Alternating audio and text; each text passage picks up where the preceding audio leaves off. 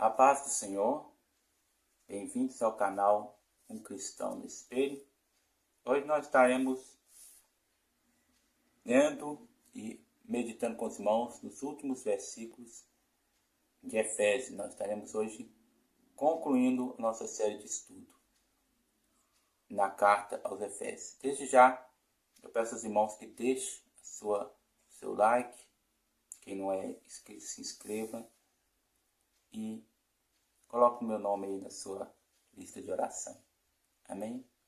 Efésios capítulo 6, versículo 21 a 24.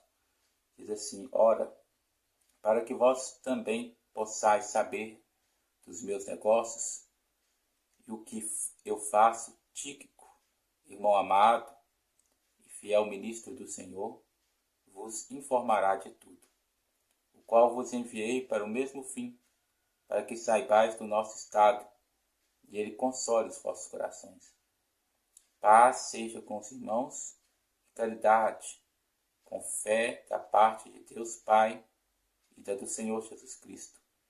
A graça seja com todos os que amam a nosso Senhor Jesus Cristo, em sinceridade. Amém. Então, ele começa a sua conclusão dizendo: Ora, para que vós também possais saber dos meus negócios. Ou seja, Paulo queria dar informação primeiramente aos irmãos em Éfeso e também aos demais irmãos ali da Ásia, a região para a qual Paulo mandou essa carta, que era ser uma carta que não tem endereçamento único, como nós já estudamos lá na nossa introdução do nosso estudo. A carta aos Efésios originalmente não tinha esse título, né? Era uma carta mandada para aquela região. É conhecido que é uma carta aos Efésios, mas não é mencionado que é só para eles.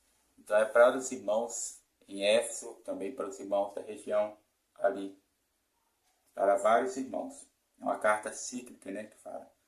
Então, mas Paulo queria ministrar. Paulo que ficou 3 anos ali morando em Éfeso e ministrando aos irmãos, ele queria dar um relatório para aqueles irmãos e também para os demais, né, das outras igrejas, como estava o estado dele, como estava a sua vida, ali, porque ele estava preso. Como é que ele estava? Como estava a sua saúde? O que ele estava fazendo, né? Porque Paulo, mesmo preso, ele estava ativo, era uma pessoa ativa. Continuava a ministrar o evangelho, porque Deus mandava pessoas para lá, para ver ele, para visitar pessoas da comunidade judaica que queriam saber, outras pessoas que queriam alguma conversa, matar alguma curiosidade. Ele aproveitava e pregava o evangelho. Não era só irmãos que iam lá, outras pessoas iam também para ouvir Paulo, e Paulo falava, né? Paulo falava para eles. Então Paulo ele estava lá, mas ele não estava preso totalmente. Ele estava detido, né, fisicamente no seu corpo, mas Paulo era uma pessoa ativa e que estava em constante atividade no Evangelho, né? Então os irmãos queriam saber como estava Paulo, como estava a saúde de Paulo, o que acontecia com Paulo. E Paulo, ao mesmo tempo que enviou Tíquico, que estava levando essa carta, e outras cartas, também possivelmente, né? Segundo o comentário aqui,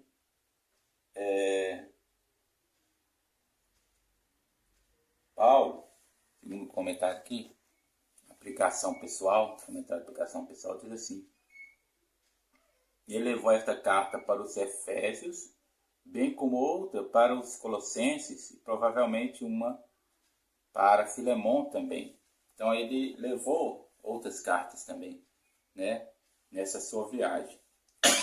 Então, Paulo, Tíquico, foi para levar, como o mensageiro de Paulo, levar, né, as cartas, mas também foi para poder colher também, não só falar sobre o estado de Paulo, dar notícia aos irmãos que estavam ali, alguns irmãos apreensivos, tristes, desanimados, porque Paulo tinha sido preso, né? Mas a intenção dele era trazer um ânimo para esses irmãos, né? Trazer um regozijo, um fortalecimento. Aquelas cartas já tinham uma mensagem de fortalecimento e Tico ia endossar falando sobre o estado de Paulo, como Deus tinha abençoado, guardado a vida dele, como Deus ainda o estava usando, né? E mostrar também a visão de Paulo, que para Paulo a sua prisão era ganho para o Evangelho, porque estimulava outras pessoas que estavam talvez paradas ou acuadas, porque Paulo era um grande homem, né? E talvez muitas pensavam que talvez não teriam o peso que ele tivesse para pregar o Evangelho e ficavam acuados, mas quando esse pessoal viu que a voz de Paulo estava, alguém estava ameaçando silenciar a voz dele, embora não silenciou, a essas pessoas se levantaram. É claro, Paulo assinaram que outras pessoas se levantou com motivos diferentes desses que eu terminei de assinalar, com motivos talvez egoístas, e outros, certamente, não por motivos egoístas, mas todos se levantaram. E este é o ganho da causa do Evangelho que Paulo falou. Então, Paulo queria que explicasse, Tíquico explicasse essa visão para os irmãos, ao mesmo tempo que passasse ali a mensagem da carta para os irmãos e também trouxesse notícia para Paulo. Porque Paulo tinha um relacionamento com essas igrejas. Né? Paulo não era como um pregador itinerante que chega e traz uma mensagem e vai para lá. Paulo ele semeava, talvez alguns trechos que a gente vê que Paulo chegou em alguns lugares, pregou e precisou sair rapidamente, verdadeiramente, porque precisou sair rapidamente. Não é porque ele quis sair rapidamente, não. Ele precisou. Mas, no normal, Paulo demorava-se lá. Ele queria ver a semente germinar. Ele queria aguar, ele queria pregar não a palavra rasa, ele queria ensinar os fundamentos e deixar a igreja bem fundada. Se engana quem pensa que Paulo chegava, anunciava o Evangelho e saía para lá e deixava os crentes desorientados. O livro de Atos é um livro muito resumido. Quem lê sem prestar muita atenção nos detalhes vai ter a impressão de que era assim mesmo. Pregava o Evangelho, a pessoa aceitava Jesus e deixava para lá. Não era assim. Paulo chegava, pregava o Evangelho e demorava ali, talvez uns ele demorava mais, outros demorava menos. Uns por necessidade, ele tinha que sair. Mas deixava alguns cooperadores dele ali. Né? Porque Paulo não andava sozinho, não era só Paulo. Paulo e uma equipe de irmãos que estavam ali auxiliando ele. Né? Era uma caravana de pregadores, de missionários, de apóstolos. Né? Não apóstolos no sentido dos 12. Né? Acho que isso eu também expliquei em outro dos nossos vídeos. Quero que vocês acompanhem lá essa série nossa que está concluindo hoje. Mas os vídeos estão todos no canal para que vocês possam estar acompanhando. Não é um material que alguém possa dizer, não, que grande. Mas é algo que vai te dar pelo menos uma curiosidade para você ir aos materiais e estudar. Né? Se você olhar ali, ele já vai te dar uma instigada. Não concordei com o irmão. Não, o irmão foi muito raso. Não, o irmão poderia ter aprofundado nisso. Então, isso já vai te estimular a ir e se aprofundar. Né? Então, voltando ao assunto, Paulo ele não deixava ali. Ele tinha um relacionamento com aqueles irmãos. Ele criava uma raiz com aqueles irmãos. E por causa disso, ele sentia saudade, ele queria saber. Ele queria saber o que estava acontecendo ali. O que estava acontecendo. E depois de um tempo que ele pregava o Evangelho naquele lugar e fosse para outro lugar, quando terminava ali as viagens missionárias de Paulo, né, dizia que Paulo voltava de igreja em igreja, confirmando a igreja, sabendo o que tinha acontecido. Naquela época não tinha WhatsApp, alguém ficar informando Paulo, Éfeso está assim, Colossenses está assim, a Filipenses está assim, está desse, mas não tinham. Então, ele tinha que passar de igreja em igreja, e até melhor, né? Essa era digital deixa o relacionamento tão frio, né? E naquela época, Paulo, então, tinha um relacionamento caloroso com os irmãos, ele conhecia os irmãos pelo nome, Evódia, Cíntia, Cintique, né? Irmão Trofeno, ele conhecia as pessoas pelo nome, é um pastor, né? Então ele queria saber o que está acontecendo com os irmãos em Éfeso. Eu fiquei sabendo que eles continuaram. Como que estão eles? Como que eles vão receber essa carta? Qual vai ser o impacto? Me traz essa notícia, Tíquico, né? Por isso é o que ele diz no versículo 22. O qual vos enviei para o mesmo fim, para que saibais do nosso estado, e ele console os vossos corações. Então, mostrando como Paulo estava falando sobre Paulo, ele está consolando os irmãos, estimulando eles, tirando, acreditando que havia caído deles. Paz seja com os irmãos e caridade. E ele deixa uma bênção, né? Alguns irmãos vão dizer que ele deixa uma breve oração, né? Ele deixa uma bênção para os irmãos. Ele diz: paz seja com os irmãos. E caridade, com fé da parte de Deus Pai e da do Senhor Jesus Cristo. Em alguns textos, a palavra caridade a gente já sabe que é interpretada como amor. Porque caridade é o amor que deseja o bem. É o amor que deseja promover o bem ao próximo, né? Não é um amor egoísta, é o amor de Cristo, né? É o ágape, aquele amor genuíno, que sacrificial, que ajuda, né? Então, paz seja com os irmãos, porque muitos viviam angustiados, muitos viviam atormentados, né? Por causa das situações que eram e das perseguições que se abatiam na igreja, né? Então ele desejava, e nos dias atuais também, a gente vê muitas pessoas atormentadas, muitas pessoas que precisam realmente de paz, né? Mesmo dentro dos templos das igrejas, existem pessoas vivendo à base de remédios, vivendo pessoas que acabam infelizmente se suicidando, pessoas deprimidas,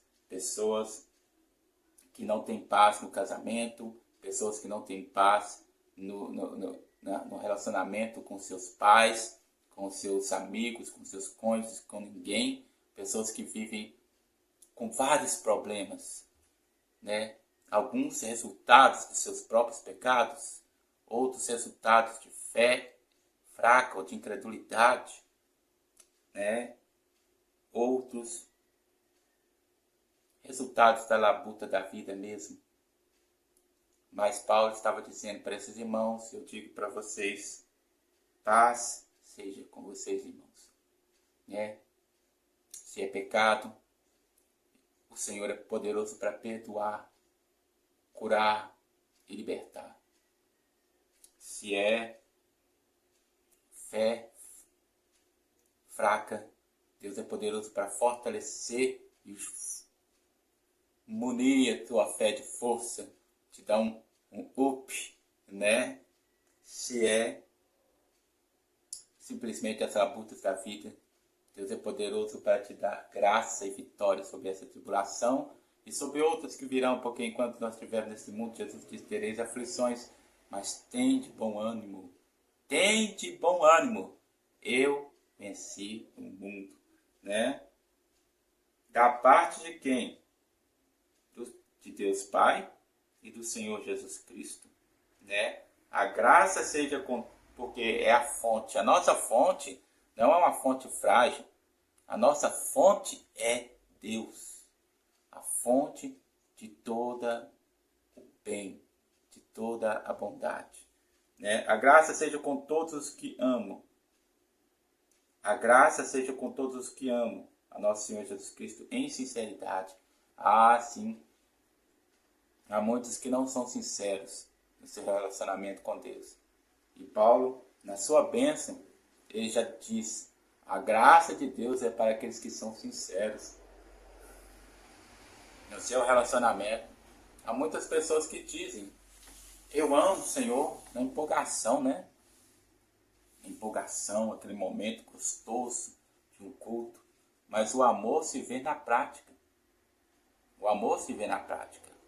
A paixão é um sentimento estimulado, né, por alguns momentos, por uma aparência, por uma sensação carnal, né? Mas o amor, ele não é estimulado por um momento, por uma situação carnal.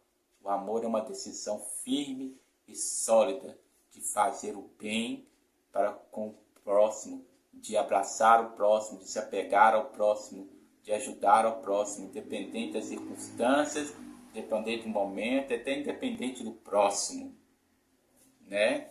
Por isso fala assim, aqueles que amam o Senhor Jesus em sinceridade, ou seja, aqueles que realmente amam. Aqui não são os apaixonados por Jesus, porque os apaixonados por Jesus se frustram, a paixão esfria, e aqueles que amam ao Senhor Jesus. Amém? Fique com Deus. Eu agradeço aquele irmão que me acompanhou desde o primeiro vídeo até esse último vídeo. E se você não acompanhou desde o primeiro até eu te agradeço também porque você está acompanhando esse vídeo. Que Deus te abençoe. Assista os outros.